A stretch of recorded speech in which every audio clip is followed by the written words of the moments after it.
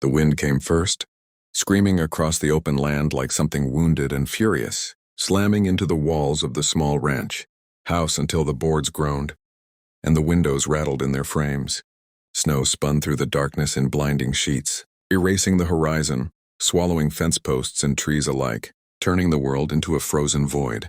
Inside, Thomas Hale crouched near the hearth, coaxing the last stubborn flames into something that might last the night. He had learned long ago that winter on the frontier showed no mercy, and tonight it felt especially cruel, as if the cold itself were hunting for souls careless enough to be caught alone. Just as he rose to place the iron poker back against the wall, a sound cut through the storm, soft, uncertain, almost lost beneath the howl of the wind. Thomas stilled, his breath caught halfway in his chest. He listened again, heart pounding, senses sharpening the way they always did when danger might be near. Another sound followed, clearer this time. A knock, weak, uneven, as if the hand striking the door barely had the strength to lift itself. Then came the voice. "I'm freezing. Please?" The words were carried by the wind, thin and trembling but unmistakably human. Thomas swallowed hard. In this land, voices in the night could mean many things. Desperate travelers, wounded souls, or traps set by those who knew kindness could be exploited. He moved slowly, lantern in hand, every step echoing too loudly in the small room. Outside, the storm raged on, indifferent to the fear curling in his gut. "Let me in," the voice pleaded again, breaking this time.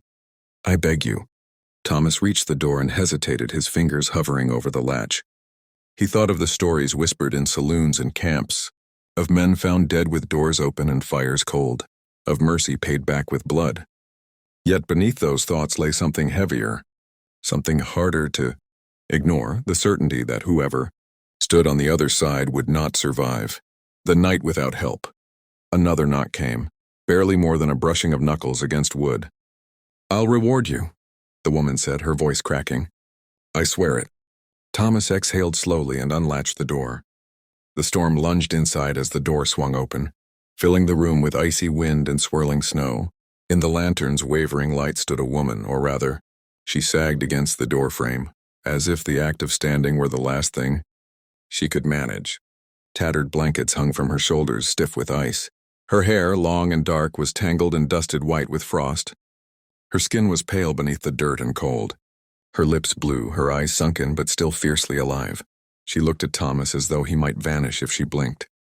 "I'm freezing," she whispered again, the words barely forming. "Please." He took her in with a single glance, the sharp lines of her face, the high cheekbones that marked her Apache heritage, the raw exhaustion etched into every movement. There was no weapon in her hands, no sign of deceit in her eyes. Only desperation burning bright and unashamed. "Come inside," Thomas said, stepping back. "Now." She stumbled forward, crossing the threshold as though it were some sacred boundary, and collapsed to her knees just inside the door. Thomas shut out the storm and dropped the heavy bar into place, sealing them off from the night. For a moment he simply stood there, watching her shudder uncontrollably on the floor, the firelight catching the tears freezing at the corners of her eyes. "I told you I'd reward you," she murmured, struggling to lift her head. "I have nothing with me, but I will. I promise." "Easy," Thomas said, setting the lantern down and kneeling beside her. "You don't need to talk. You just need to get warm." He helped her sit, guiding her closer to the hearth. The heat seemed almost painful against her frozen skin. She gasped softly, hands trembling as she held them out toward the fire. Thomas fetched a wool blanket from the peg by the wall and wrapped it around her shoulders, his movements careful, respectful. He could feel how light she was beneath the layers of cloth, how fragile she seemed now that the storm no longer hit her. "Thank you," she whispered, the words breaking apart as she spoke them. I thought the cold would take me before I found anyone." "What's your name?" Thomas asked quietly. She hesitated as if the answer itself carried weight. "Ayanna," she said at last. "Of the Apache." Thomas nodded. "I'm Thomas. You're safe here tonight, Ayanna. I give you my word." Her eyes filled again, but this time the tears fell freely, streaking down her cheeks as her shoulders shook. She bowed her head, pressing her forehead briefly to the floor in a gesture that felt older than words. "You saved my life," she said. "A life must be paid for." Thomas felt something tighten in his chest. "No one dies at my door," he replied. "That's payment enough." Outside, the wind continued to roar, but inside the small ranch house, the fire crackled steadily, pushing back the cold inch by inch. Ayana drew the blanket closer around herself, her breathing slowly evening out as warmth seeped into her bones. She stared into the flames as though seeing more than just fire, perhaps. Remembering the long, brutal miles she had walked through the snow, the nights spent listening to hunger growl louder than the wind, the promise she had clung to that someone, somewhere would open a door. And as Thomas watched her there by the hearth, he knew that whatever the night had intended to take, it had failed. The storm had not claimed her. The cold had not won. And though neither of them yet understood it, that single knock on the door had already begun to change both their lives in ways the frozen land outside could never have imagined. Morning came slowly, as if the land itself was reluctant to wake after the night's violence. The wind had exhausted its rage, leaving behind a brittle silence that pressed against the ranch house like a held breath. Pale sunlight crept through the frost-clouded window panes, spilling across the rough wooden floor and touching the dying embers in the hearth. Silas stirred first, stiff and sore from sleeping upright in a chair, his dreams tangled with memories of storms and distant voices calling for help. The fire had burned low, but the room was no longer frozen. He stood, stretched his aching back, and fed the hearth with fresh wood. As the flames caught, he turned toward the pallet near the fire. The Apache woman lay there wrapped in blankets. Her breathing steady, color returned to her face. She looked smaller in sleep, younger somehow. The hard lines softened now that survival no longer demanded her full attention. When she opened her eyes, it was without panic. She watched the ceiling for a moment, then turned her head slowly until she saw him. "The storm is gone," she said, her voice hoarse but clear. "It burned itself out," Silas replied. "You slept hard." She nodded, pushing herself up on one elbow, then stopping as pain flashed through her body. Her hands curled briefly into fists before she forced them to relax.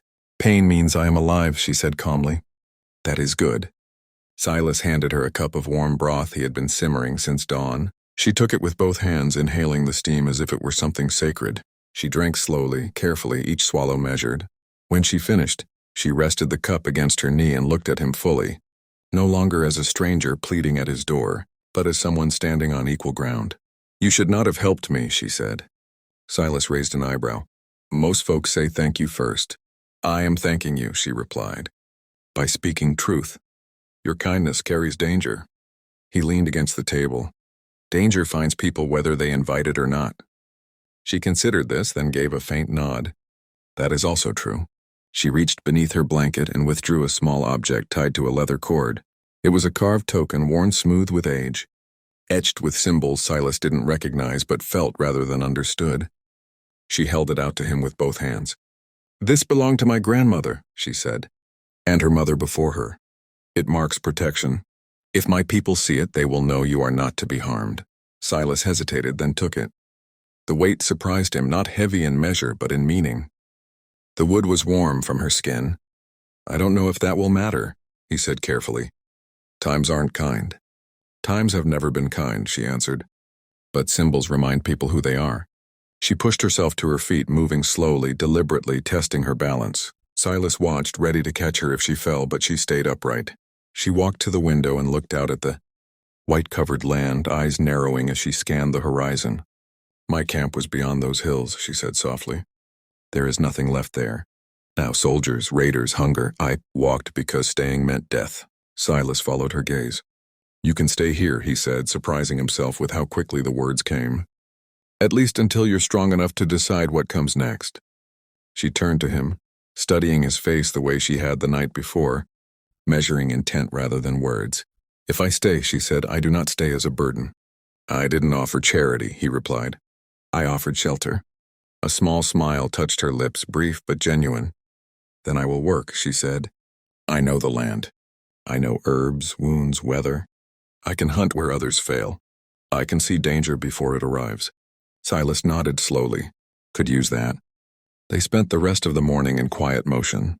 Silas repaired a broken fence rail while Nalin sat near the fire, carefully rubbing warmth into her feet, then wrapping them in cloth. When she was steady enough, she stepped outside, breathing deeply as the cold air filled her lungs. The snow dazzled under the sun, blindingly bright, but she did not flinch. Tracks crisscrossed the ground, Coyote, deer, and others Silas didn't recognize. Nalin crouched, touching one set lightly. Men passed here 2 days ago, she said. Horse is heavy, not hunting. Silas felt a knot tighten in his chest. They didn't stop. They might, she replied. But now if they do, I will know before they reach the door. By midday, she was moving with more strength, though her body still bore the night's toll. She gathered dry herbs from beneath the snow where she knew they would survive, laying them out to dry near the fire. The house felt different with her in it, not quieter or louder, but steadier, as if something long unbalanced had been set right. As the sun dipped toward afternoon, she approached Silas where he stood sharpening a blade. You saved my life, she said. But more than that, you treated me as a person when I had nothing to offer. He shrugged. Seemed right. She placed her hand briefly over her heart. Then hear this promise again, not spoken in desperation but in daylight. What I have I share, what I know I protect. As long as I stand beneath your roof, harm will not reach you easily. Silas met her gaze, seeing no plea there now, only resolve. Then I reckon we'll keep each other alive, he said. Outside the snow began to melt, dripping slowly from the eaves, each drop striking the earth like a quiet affirmation. The storm had passed, but its aftermath had forged something unexpected, an alliance born of mercy, sealed by survival, and carried forward by a promise neither of them intended to break.